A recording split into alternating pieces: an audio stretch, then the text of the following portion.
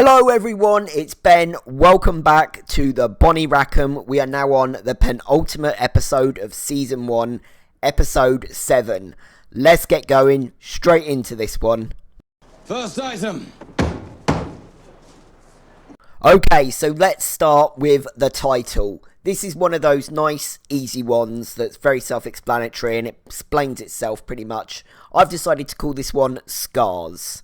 We have Vane's literal and mental kind of scar, which is a big part of this episode, obviously, and we get our best look yet at Flint and his mental scars and, you know, his and Miranda's past and all what they're dealing with, and his relationship with Gates and Miranda is very scarred this episode. One, you know, beyond healing. Same could be said for Eleanor and Scott. So, yeah, you know, let's just get straight into episode 7, Scars. Next item.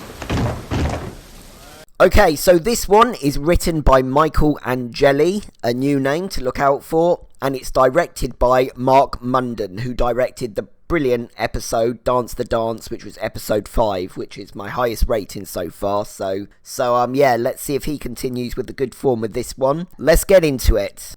Okay, so we open with a very small little scene I mentioned last episode. Pastor Lambrick, yeah, he's clearly having some struggles after his dalliance with Miranda. He's preaching to nobody but himself in a big cornfield. He's sweaty, looking dishevelled, looks like he's been crying. Yeah, he's not doing good at all. But I think this will be the last time we kind of really deal with him until he pops up again. I think very briefly, every so often, but this has been like his, it's not even an arc, is it? But this has been his main thing. So anyway, he's doing all that, and a guy on a horse just bursts through the tall grass to deliver a message to Miranda.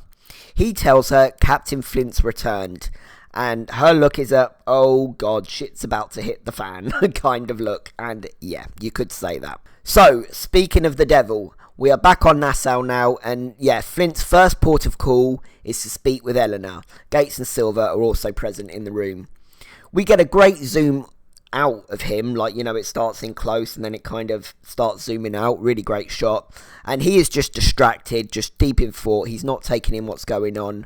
We are really going to see those walls kind of closing in on Flint this episode. He fills Eleanor in on the events that went down with the Scarborough. You know, he goes into all that. He has a moan about her father. She in turn brings up his friend Mrs. Barlow and her part in all this, which gets Gates kind of attention. Yeah, Flint plays down Miranda's kind of actions a little bit. He doesn't want to kind of dump her in it too much.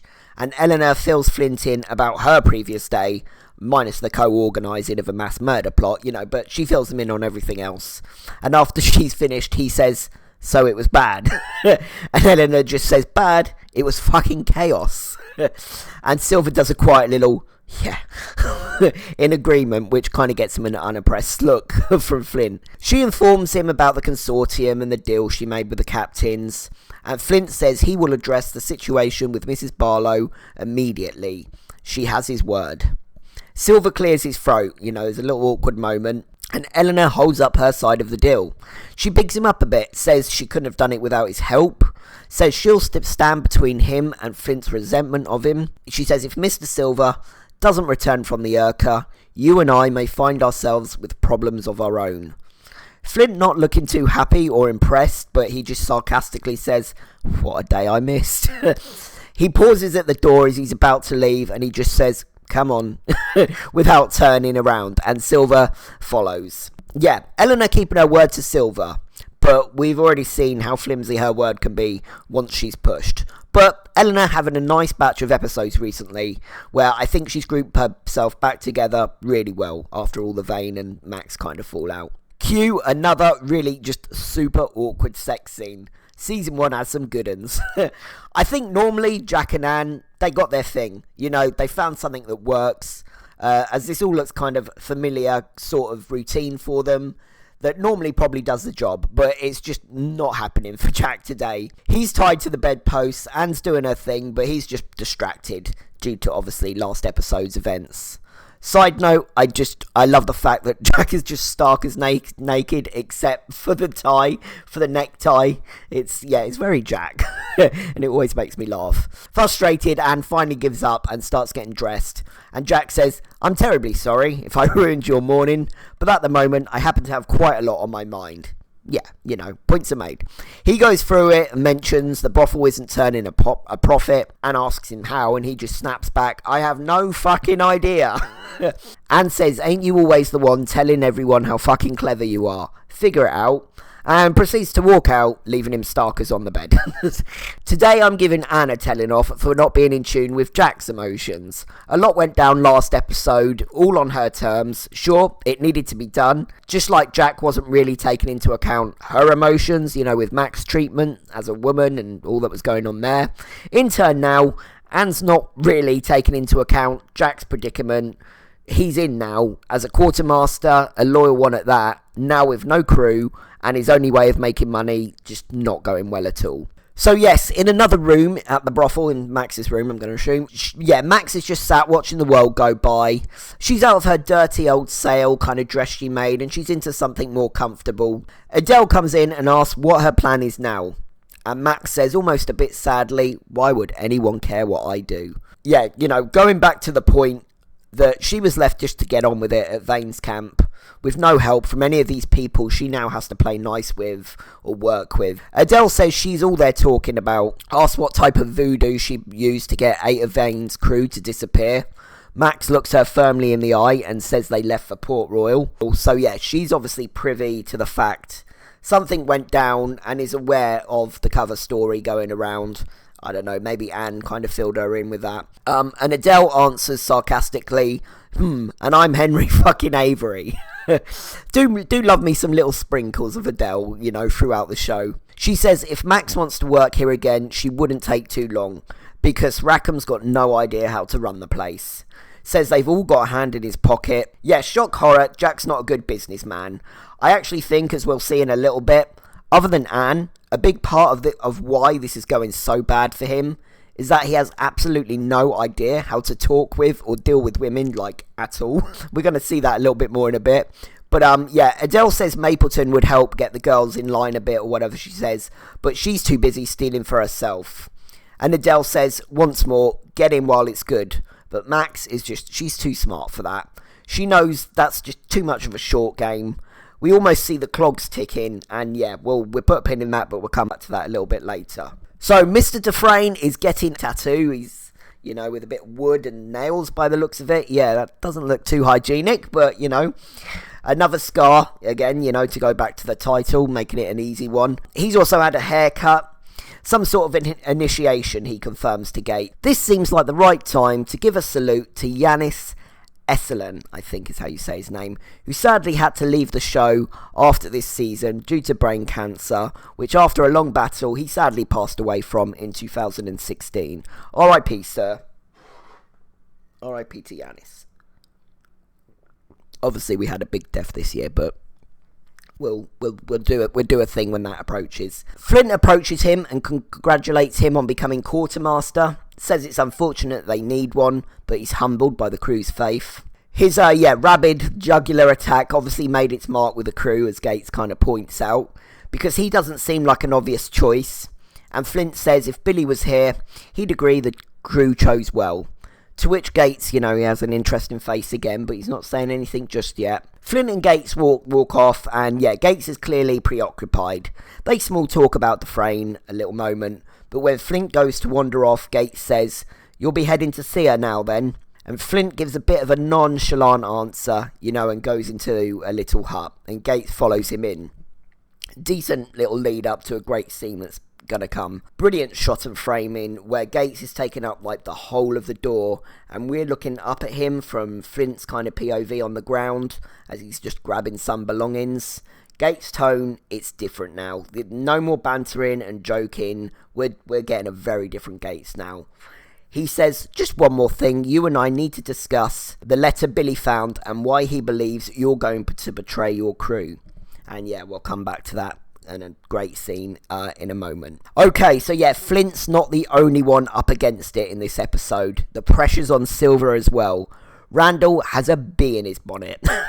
He's being held back from charging at Silver, and DeGroot informs him that the council just voted and Randall's out, due to his new disability and the concerns of a hazard on board. A nice bit of I don't think foreshadowing's maybe the word, but, you know, we know Silver will have his own battles, mostly with himself, when he loses his leg, you know, at later times.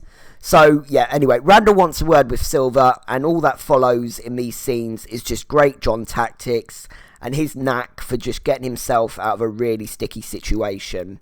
And also, yeah, the best evidence to my just little headcanon that I like, you know, that I've got going on, that Randall is maybe playing a game and isn't as slow as he makes out. Maybe not even at all, but we'll see. Yeah, everything starts to get a bit busy with our, you know, with our main characters by season 2, so whether this was ever going to go any further with Randall, I don't know, but what a great little reveal it would have been, you know, further down the line, if Randall was just like, ta-da, I was pretending the whole time, you know, just at the opportune moment, I got the treasure now, bitch, you know, or something like that. That would have been very, very entertaining. So yeah, anyway, let's get into it. So, yeah, Randall calls Silver a thief in front of DeGroot and a couple of the others. He clearly looks Silver in the eye and lets the others know he overheard him talking to Eleanor. It wasn't Singleton that stole the page, it was him. And yeah, Silver's stomach just dropped. He's back against the ropes once more. You know, looked like he had a bit of leeway again, and he's back against it. He denies it, plays it down, and Randall tells them that Silver has the schedule in his head so Flint wouldn't murder him. And Silver again tries to pass it off as nonsense, but DeGroot grabs his arm and calls for the quartermaster. So yes, a very little scene with Eleanor and the captains. Naff once more steals the scene with the longest meeting opener ever. Captain Lawrence starts talking about his update, but as soon as Eleanor hears a ma'am from a man, you know, she dips out with no apologies or no goodbyes or anything. Yeah, her guy's taken a blow to the mouth and tells her he tried to make him leave, but he wouldn't go. And Eleanor says, he who? And we cut to her looking over the balcony and Mr. Scott is back. So they're in her office and yeah, it's Frosty. She heard from the Return Walrus crew how he led the slaves to a revolt against Bryson. She says imagine what they'd say if they learned that he was the reason they had to chase that ship in the first place. And yeah, echoing a little bit what Flint said to him last episode. Scott says what he did out of love with every intention of staying here to help her find a safer, more settled life. A life she deserves. He says it was not a betrayal. Not a betrayal sure looks like bloody betrayal, Mr. Scott, but, you know. She says it wasn't his decision to make. Her life is her own. She says it's not Hornigold's, not Vane's, not her father's, and not his. She asks him if he thinks he can just walk in there and pick up like nothing happened. And Scott says, where else would I go? I belong to you. And he, you know, sort of refers himself as her property, basically. And Eleanor, yeah, she shows some strong emotion to this and says she's never thought of him that way. And yeah, I believe her. I do believe her in this moment. We know Mr. Guthrie certainly did and lorded it over him. But I think Eleanor generally loves him, which is why I think this has all been so hard for her these last couple of episodes, just on top of everything else, and made all the sadder with what we know is also going on and how he's kind of using her that way. Maybe here Scott's a bit guilty of using, you know, this sudden emotion from Eleanor, because without missing a beat he asked for a favour. And yeah, we'll get more of that in a bit. The scenes are pretty quick this episode, but we cut and chop a change a lot, but I do it in order because it's just easier to do it that way. Okay, and we are on to our first little Vane scene finally. I feel like, yeah, we've not really properly seen him in a while. He wakes up in a working camp, you know, he's on this island now, isn't he? Yeah, and there's men, you know, and younger boys doing odd various jobs around the place, you know, maintenance sort of stuff, building, things like that. A young boy just tells him he's waiting, and we focus in and see that he has the same scar, the same marking that Vane does, and now we can sort of work out by what we're seeing that this is some sort of a slave kind of marker, ownership stamp almost. And Vane follows the boy, and we see some men are chained, others are not, but everyone's hard at it, hard at work. And Vane approaches the man from his visions. He's sat with his back to Vane, you know, he's munching on a big leg of, I don't know, chicken maybe by the looks of it. And he tells Vane to sit, asks him if he wants to do business. And Vane tells him Nassau's weak, control and trade for all the taking. The guy doesn't seem convinced, or interested really, says he's rich and does well enough with what he's got going on here. And Vane says, no man is rich who could have a whole lot more by doing less. And yeah, that's a bar. That's a bar, Vane. Yeah, Vane asks for a dozen of his men, who he notes are good at what they do. You know, they were good pirates once, good men. And he'll bring Nassau in line. Still not turning around, the man asks him what's his name. Vane answers, a bit reluctant it seems. He thinks this might be the moment the guy recognises him, maybe. The man says he knows that name. So then they discuss terms a bit, and it's ultimately one of those things that ends up not really being important by the episode's end, so I can save time and kind of skip over the bones of that. And the scene leaves on a cliffhanger of whether Vane will accept the pretty bad offer the guys agreed to. And yeah, Vane looks like he's struggling pretty hard emotionally for him to be back here. At this camp, I think it's safe to say, in front of this guy. So yeah, we'll pop back to that as well in a little bit. So we are now back to Gates and Flint in that little hut, and such a great scene. This is such a great scene. They're both sat now, and yeah, Gates is trying to get some info about Miranda out of him. And Flint tells him his relationship with her is complex, that it's hard for him to understand at times himself, but that it's clear she desperately wants to leave and will say anything in order to make him go with her. The sad thing is, this is absolutely the truth, and until he turns on Gates in a moment, I'm with Flint a bit more, up until that point. But Gates is not having it, and I think he surprises Flint a bit when he sort of grits his teeth and says, fuck's sake, enough. He says, you orate and you dissemble, and I look the other way. I convince myself that supporting you is in everybody's interests, but not today, not after what happened last night. And then Billy is brought up. Gates asks what happened to him, and Flint's shifted, the walls are closing in, and he just does not react well to pressure. He just doesn't react well at all to it. He knows he's in serious danger, I think, at this point, of losing, a long-term ally and friend at this moment. And instead of reason and a bit of diplomatic or a softer approach, with Flint, it's just shut down and snap back. That's kind of where he always kind of goes to a lot of the time. He's glaring at Gates now, and he says he fell. And Gates fills him in on Billy's suspicions of Flint's treatment to the men. And Flint says, I have sacrificed more than you could possibly know for their futures. And yeah, in hindsight, there's truth here. We know what he's trying to build, what he's trying to do. I think the Flint that wants payback for what happened just leads things a little bit more recklessly than the Carmen McGraw who built this idea with Thomas and, still wants to create this ideal kind of working island that, he's been speaking with Eleanor about. At this point, McGraw is still in there, at times a bit, I think. He's mentally battling with himself a lot at this point, I think, as well as everyone. Well, everyone. He's always ready to ultimately throw someone under the bus, or boat, I should say, to get what he wants, but it is all for a better future though. So yeah, it's tough, isn't it? Yeah, he is just such a complicated character, and there's so many layers to him, and we're getting some new ones this episode, a few new ones, because his tone will shift again a little bit later towards the end of the episode. Really great Flint episode. So Gates tells him he knows about the Maria Lane and that he covered for him. He says men died that day, says he expects there has been other times when they have been expendable to him. He says if yesterday was one of those days, then you and I had a problem, because Billy was not expendable to me. He was a son to me. And yeah, my heart when Gates says that. He's clearly devastated, and he's doing such a good job of kind of staying firm, but he almost breaks at the end, when he says the Billy bit. And this is where Flint loses me for a little bit now, probably into kind of season 2 really, because he's hard to understand. I don't think he's particularly no, is he likeable? That's not the word. He's intriguing, isn't he? Flint's very intriguing season 1. I don't think maybe people were on board with him straight away. After this, I was like, I've gone to quite actively disliking you. Yeah, so like I say, those defences are up, and he leans in close, and he says, then perhaps you should have acted like a better father towards him.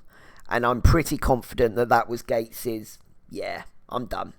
I'm done now. I think that was his moment. Yeah, we'll see the result of that in a bit. Yeah, and Flint's just throwing blame about Billy onto him, saying he let him run rampant with his theories.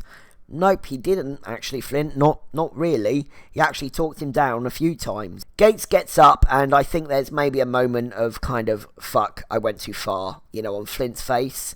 And Gates wearily says, I'm tired of the energy it takes to believe in you. And says he's taking it to the crew, and he's his problem now. He's their problem now, sorry. And finally, Flint gives him something, but yeah, it's too late. He says, I'm taking it, that he intends to sequester a portion of the Urka treasure.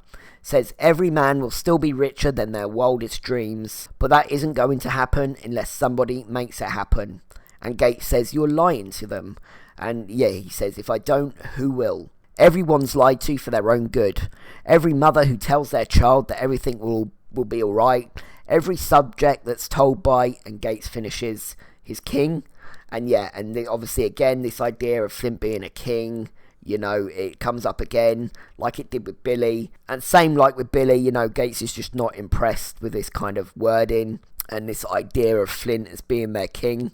And Flint says, if no one knows, everyone wins. He says there'll be rich men in a safe place rather than dead men on a long rope. Again, it's logical, and had he kept Gates in the loop a bit more, explained himself a little bit, I don't think he'd be quite in the mess he's in, but we also wouldn't have half a good a show, would we? And if Flint wasn't Flint. So, yeah, there's that as well. He calls Gates his first name. He says, I'm going to deliver them, Hal. Hal's Gates' first name. He says, deliver them into something better. Yeah, to be fair to him, this is the clearest that he's been about it all, at any time, without giving any context to Gates or a first-time audience. But, as I've said, it's just all too little, too late for Gates. He says he'll follow him to get the Urka and take his lead, but when it's done, he's done. And yeah, he just goes and leaves the tent, and he leaves Flint to his thoughts. And yeah, my God, what a scene. What a bloody great scene that is. So much to unpack, and just so much more I could talk about in regards to Flint and, us now having hindsight of everything to come. But I'm trying not to get too ahead of myself, or, I'll just be repeating myself too much come season 2. So, yeah, just again, when he's up against it, instead of just explaining things a bit or giving himself a bit of time, he just seems to make life just so much more difficult for himself. Then when the mist finally clears, I think he kind of realises that. But, yeah, but the damage has been done in this case. It's just been done now. Okay, so we're back with the Randall and Silver drama. Dufresne and DeGroot are discussing the ramifications of if Randall is telling the truth, about Silver lying, which obviously he is. And Silver is still playing it cool at this point when talking to Randall. Says he's forgetting something important, and we cut to the other crew members again talking about the money. If Randall's telling the truth, and the crew hang Silver along with Flint, and then they will lose out on this money. Silver confirms what they're chatting about, that basically the money would be more important to them than justice in this instance. Silver kind of says, you were confused, delirious, take your pick, but tell them now. And you can see Randall's kind of clogs turn in a moment, and he just replies, you're a thief, very determinedly to Silver's frustration. We are back with Vane, and the big guy is commanding his crew, now looking it's going to be Vane's crew by the looks of it. A deal seems to have been struck, but Vane still seems a bit distracted, and the man catches Vane looking at the boy's scar, and he approaches Vane and reveals his own scar. He belittles Vane a little bit and sort of disguises it as bigging him up. There's definitely an undertone with this guy of, fuck around and find out when he's kind of addressing Vane, to the way he's speaking to him, which I think is why Vane maybe plays his next move. He knows he'll never be free unless he gets rid of this kind of demon, this scar of his past once and for all. And at the same time, he can be a strong new captain to these men he's just acquired. But there's just a small spanner in the works first. So he makes his sell pitch, Vane does, as the guys walked off. And yeah, it's good. He's telling the men, they can be free and a crew once more. And the big fella, he knows it. He knows what's going on here, that Vane's trying to go against him, basically. And he comes storming back.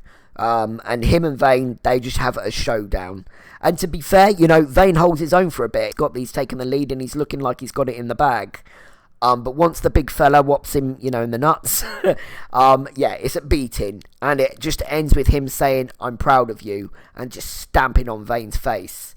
And then we just see a naked Vane being tossed into a shallow grave.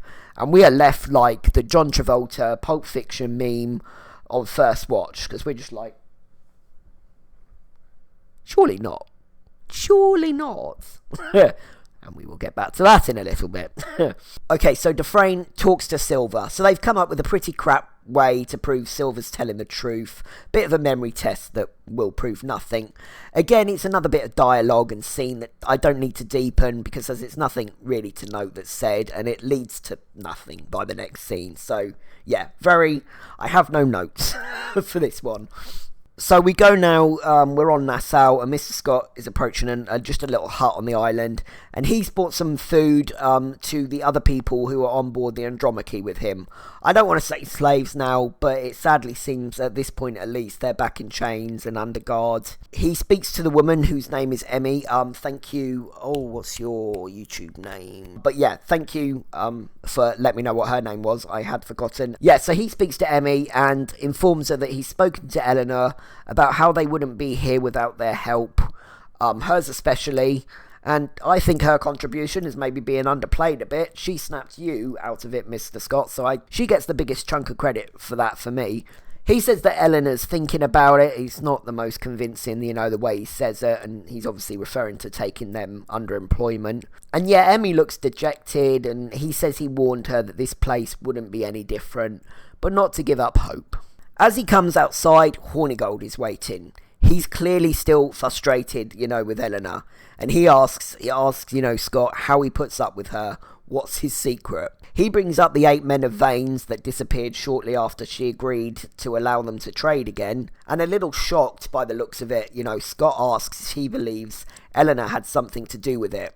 And yeah, Hornigold just says it doesn't matter either way, as the captains are sold and fully invested in her cause, as he suspects she knew would be the case. Here's my Hornigold I know and don't really care much for. He says there's no control in her, is there? And she's a person, not a farm animal, sir. Things are going your way, Benji, mate. Can't you just let the fact you've been bossed a little bit by a woman go? But he can't. And as we'll see in a moment, he's got a little stinger of his own for Eleanor in terms of a proposition to Mr. Scott. Yeah, and here we go. Another amazing scene that is good on a first watch, but very hard to follow with no context. You got no idea what they're chatting about here. Miranda is sat. Like I say, she knows shit's about to hit the fan. She's just waiting for it. Flint bursts in and he goes into the other room looking for Mr. Guthrie, and she informs him he's no longer here. He asks her, straight away about the letter. He mentions Billy found it and says if he had shown anyone before he found him, if not for dumb luck. And yeah, I'm back on the, I'm quite firmly back on the Billy just fell side of the road. I'm watching this time, really kind of deep in it all. I don't think Flint did anything on that beam, But again, like I said last episode, that could also be taken as maybe it did have a couple of seconds. But yeah, I don't know. I don't think he had a lot of chance to do anything, and I don't think he did anything, at least in this present moment. But again, maybe something will happen that will jog my memory and I'll be back on. I'm not sure. So Miranda apologises and Flint asks her what was her intent, to destroy all they built, and she says to show him a way out to free him. And he says, do you have no memory of how we got here, what they took from us? And she says, what does it matter now? This isn't as strong for her anymore at this point. Yeah, I do feel bad for Miranda here. She says there's no joy here, there's no love here. And we've seen, that she's so lonely and desperate to get something a bit more kind of resembling her old life. She's on her own and just out of place here. But I just don't think at this point she's aware, or at least she's forgotten, how strong Flint's convictions and feelings still are about the matter. And she's about to find out. He says, what do you think I'm out there fighting for, if not to make things possible here? She says, you'll fight a war to get a life? Oh, That might deserve a bar, Miranda. That was good. But he snaps back. You don't get one without the other, my sweet. You do, Flint. You can, but not the life he wants. She tries to sell him on a life in Boston a bit. She says it requires no sacrifice, and he just says it requires an intolerable sacrifice. She questions, to accept a pardon? And he screams, to apologise. To England. They took everything from us, and they called me a monster. The moment I signed that pardon, I proclaimed to the world that they were right. This ends when I grant them my forgiveness, not the other way round. Whew! What a line. What a line. You know, back again to kind of Flint's stubbornness and his need for justice for all that kind of happened with Thomas. It makes perfect sense now. Makes no sense, again, you know, watching this first time round. But just either way, amazing dialogue and fantastic acting by Toby Stephens in this scene. And Miranda, the voice of logic and reason, says this path you're on, it doesn't lead where you think it does. And that hit because she's right. She's right. What would he do now in this moment, given hindsight of all that's going to come? Would he still? Yeah, but no way is this man backing down now. The further he goes and the deeper it all gets, it's obvious the lesser the chance of him turning away from it, you know, goes. Next episode being the ultimate, oh yeah, this man's not playing with this mission anymore. This is do or die now. As he goes to storm out, Miranda shouts, if he was here, he'd agree with me. And Flint kind of pauses at the front door because he knows she's right. Deep down, I think, but he storms out, you know, slams the door. Amazing scene, so many clues and information given. I still hadn't pieced much of it together at this point, when, you know, in first watch, and was very confused by all the kind of in terms of Flint and Miranda and what they were talking about here. I didn't even know who Miranda was talking about, you know, when she says, if he was here, he'd agree with me. I hadn't even put that together at this point. Such a lot going on, you know, an enjoyable scene, but kind of sad on a rewatch, you know, with knowledge of all that's to come. Okay, so Silver has one last attempt to talk some sense into Randall, and Randall's still doing his you're a thief kind of spiel. So Silver tries a bit of bribery, says, how about I take you on as a caretaker, look after you a bit, get you back on the ship, you know, and Randall is listening, Randall is understanding, but still, you know, kind of by the end of it, he just says, you're a thief. And Silver loses his cool a bit. He admits it, he finally speaking to Randall as an equal, and he says, I'm not a joiner, never have been, but I'm willing to do it now. So pull your head from your arse and let's both live to fight another day. The question Silver and I will ask, you know, in the next scene is, was this Randall's plan all along? Knowing if he's not on this crew, now without a leg, he's useless elsewhere. Won't get work, you know, for any other crews. So has he worked this angle? The men return and they are ready to take John away. He gets a blade out in desperation. And then, yeah, maybe sensing with a dead Silver, he'll never be part of the crew. He plays his kind of, I'm Spartacus inspired, you're a thief kind of play.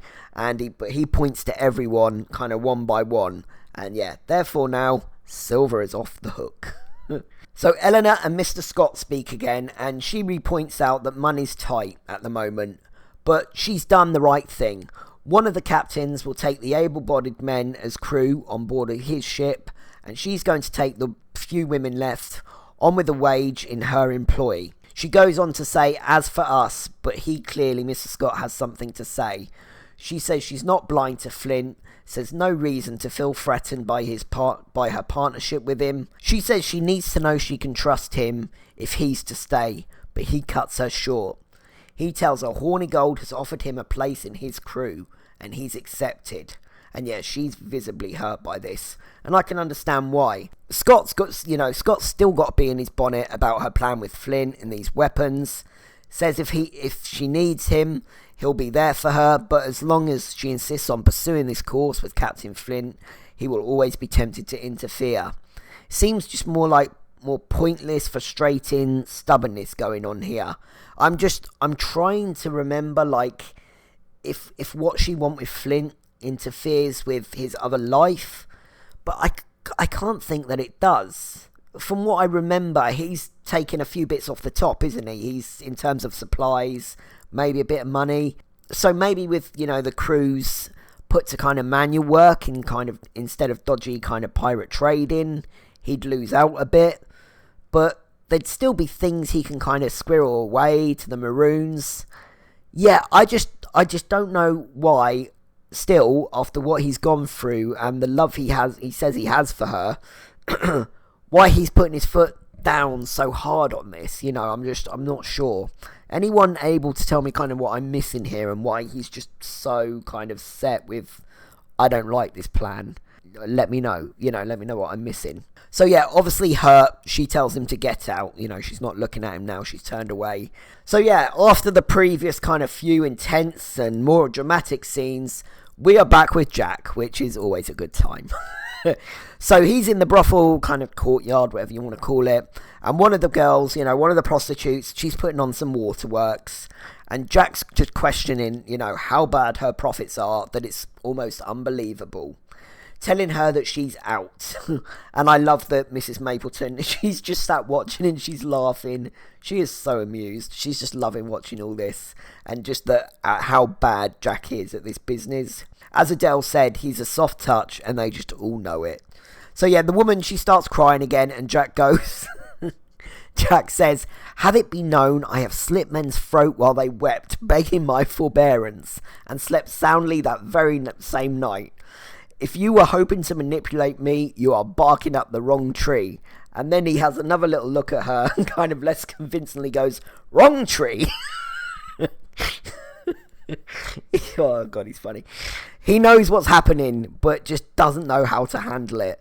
I'm kind of surprised Anne's not involved, but I guess he'd be viewed as even less than if he had to turn to his woman, to kind of put the girls to task. And Anne's already shown that she's not a fan of this kind of business venture anyway, so yeah, that's probably why she's not involved. Another woman, another prostitute, approaches him, and he's so flustered. Again, other than Anne, I don't think Jack has a clue how to deal with women.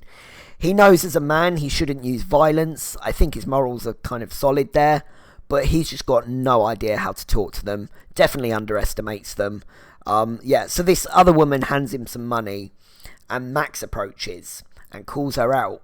This is from a regular, and Max knows what he's into and what they charge for that, and they charge a lot more than 5 pieces. And she slaps this woman right around the face, like, whoo, proper slap there. Damn. And at Max's advice, she speaks to the woman a little bit, and the woman apologizes to Jack and says it will never happen again. And yeah, he's a bit stunned by this, as is Miss Mapleton.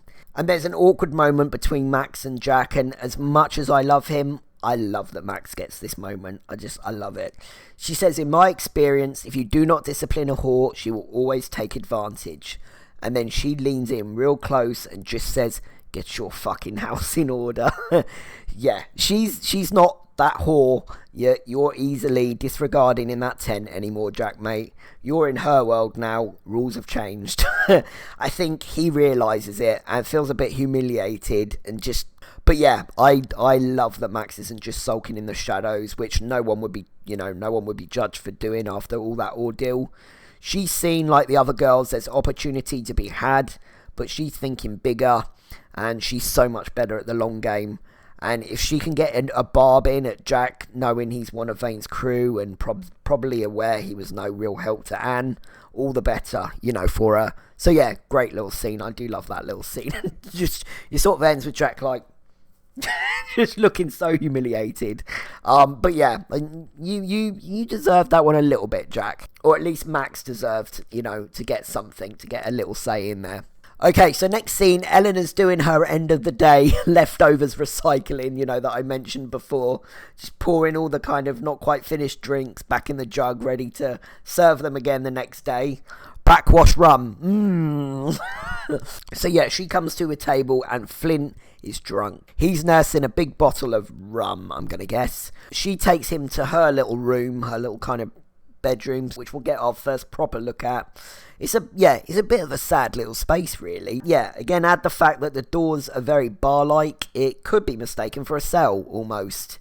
This scene, I did not know where this scene was going first time around.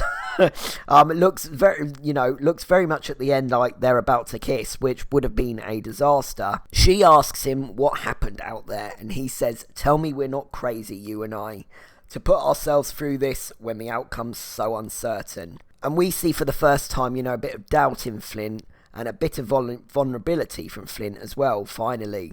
The softer, more logical McGraw kind of side, I think, is weighing things up in this moment. And Eleanor, who we've seen the last couple of episodes, become very kind of Flint-like in her own way. She's almost speaking as a sober Flint here. She says the outcome is only uncertain for those who disbelieve. She continues, "I believe in this place, and I believe if there's anyone who can do what's necessary to make something better, it's you." And yet he gets up and it looks like mistakes are about to be made, but he just tenderly kind of kisses her forehead. Right now, as far as each other are concerned, they're the only two people with the same vision and belief. The only two people really on each other's side. A lot of that is always of their own making. Yeah, it's a nice little scene. I wonder if the paternal kind of like kiss on the forehead is Flint maybe recognising, like himself, she's also quite lonely and maybe against the world a little bit, and a bit of a kind of tender moment there from him. But yeah, really nice little interesting scene there. It's the next day now, and the Ranger and the Walrus, they're getting ready to cast off. And below decks, Silver has his conversation with Randall. And I've sort of already covered it a little bit. He questions him and the part he played in getting back on the crew. And questions, whether he, whether he orchestrated the whole thing. He says, "I'm forced to consider if you're no half-wit at all, but a very shrewd operator, that just perhaps you're a goddamn genius." To which there is a beat, and then Randall just cuts the loudest, longest, wettest dirty fart, which is exactly what a genius would do at this point, to get you kind of off the scent, to get you off his back. And yeah, again, a couple more seasons, if this was maybe a 6-season kind of jobby and they had a bit more time, I would have loved to have seen this just explored or confirmed kind of either way. But yeah, what do you guys think when it comes to Randall? Smart as Silver and playing a long game, whether just for a comfortable, easy life, or maybe something more treacherous, being planned? Or did he just understand kind of enough of what Silver was saying earlier to get himself back on board, and he isn't kind of with a full deck, So yes, the Walrus and the Ranger are ready to sail. The two captains glance at each other, and Flint gives Gates a little nod. And the Parsons Revenge starts playing, and the sails behind the captains looks great. Just, yeah, fantastic shots of them both. Just really great camera work here. And then we cut to Gates, and then we get a flashback from the previous evening. He meets Dufresne in a tavern. Obviously, it wouldn't be Eleanor's. The candles are intense. They are bright as hell, but it looks, really nice, really cozy. And bear in mind, I do, at least at this point, that Dufresne, I think, was completely sold on Flint's part with Singleton and the page, from when Randall had his wobbly earlier. So we're kind of back right where we started now with Flint and his crew. Mutiny is afoot. The crew knows when it comes to Flint, Gates is the weak link. This is what the frame basically says, and doesn't think he'll do what's necessary when the time comes. He says the lying we could forgive, Singleton we could forgive all of it, but not Billy. That requires an answer. Again, my belief that Flint actually didn't do anything on the Billy front makes this kind of even more bittersweet, because I think that's the only thing he's actually not guilty of in all this. All they've just gone for, all he's just listed off. And Dufresne continues, when the time comes, we need to know that you won't stand in the way. Once they have their money, they're going to kill Flint, no argument. And Gates kind of pauses a moment and just says, not from me. It's tough for him, but like I say, after Billy and their conversation in the hut and, Flint's kind of turn on him there, it's done. It's done for Gates. And we cut back to him on the ship, and he nods back to Flint. And yeah, such a great way to kind of frame this with the flashback as well. And yeah, this is such a great episode. We see the ship set sail and get a great shot of them with a fantastic Bear McCready piece of music playing, as I've said. This is my victory tune, by the way, this piece of music, Parsons Revenge. After I've done like a long kind of 5+ mile walk, I put this on when I'm about 4 or 5 minutes from home. And yeah, it's a real kind of like, come on, real, to get me through that final last couple of minutes, to push my legs along. It's really great for that. And anyway, it goes to black and it seems like that is the end of the episode. But it's not. It's alive! Vane rises from the grave, literally and metaphorically. Digging out your grave is kind of one of those TV movie staples you kind of allow because it makes for good TV. But in real life, he dead.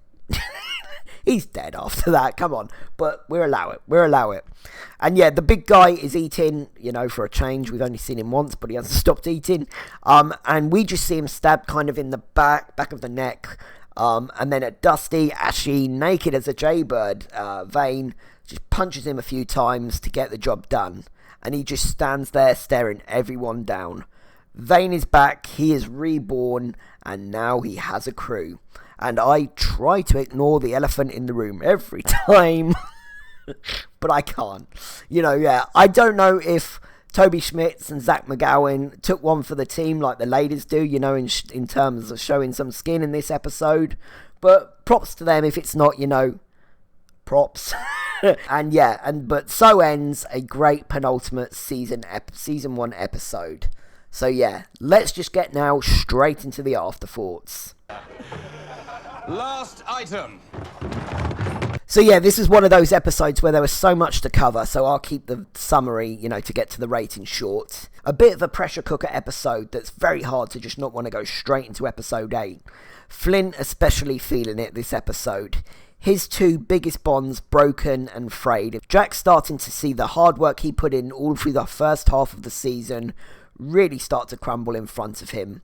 And yeah, that's to be his lot now, for the next few episodes at least. Eleanor makes peace with Scott, only to lose him kind of all over again. Silver has his biggest test so far, and comes close to losing all he's gained, because he underestimated someone's intelligence, but does a great job of turning it all back around. On the flip side, Vane and Max coming back from something dark and facing it head on with new goals in sight. Some fantastic scenes and shots this episode. Black Sails never misses when it comes to final 2 episodes of a season. I think this was on par with episode 5.